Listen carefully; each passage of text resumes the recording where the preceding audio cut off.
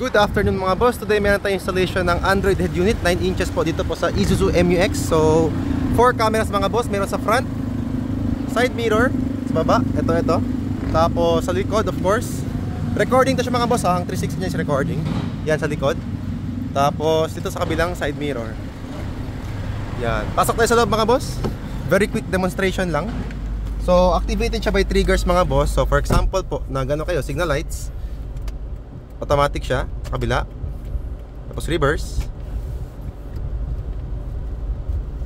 Yan, automatic siya mga boss. Tapos pag hazard nyo, dalawang camera sa side, automatic siya mga boss.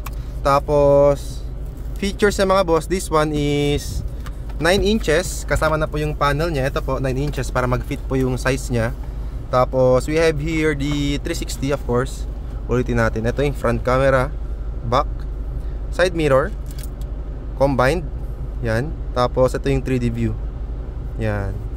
Kitang-kita lahat mga boss, bird's eye view. Tapos meron siyang DSP. Ito mga boss, pampaganda ng sound. Yan. Tapos we have here radio.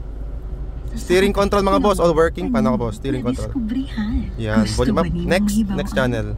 Okay siya lahat mga boss, working. Tapos mayroon siya mga apps. We have here Play Store, Google Maps. Ito mga boss, meron siyang GPS na nakatago dito. So kahit wala pong, dito pala yung GPS nya. So kahit wala pong internet, gagana po yung Google Maps nyo. Yan, working siya. Tapos YouTube, so wala tayong wifi ngayon. Meron po tong dalawang slot ng USB. Ito siya, pwede po ito pang recording ng 360 kasi 4 na camera po nagre-record yan. Tapos itong isa is pang video tsaka music, depende po sa inyo. Tapos ito po is SIM card slot. Pwede po ito Globe, TM Smart, whatever SIM cards po na meron po, open line siya. Yan, ito downloaded. Pwede siya i-download mga music para pag nagbiyahe po kayo kahit walang internet, pero na pa kayong downloaded music. Tapos ito yung specs nya, settings,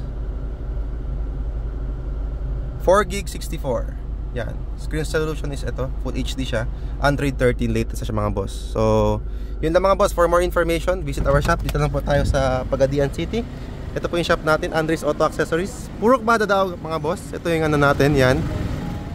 Tapos, this road po is going Zamboanga City. This one is going Rotonda. So, yun lang mga boss. Visit our shop. Peace!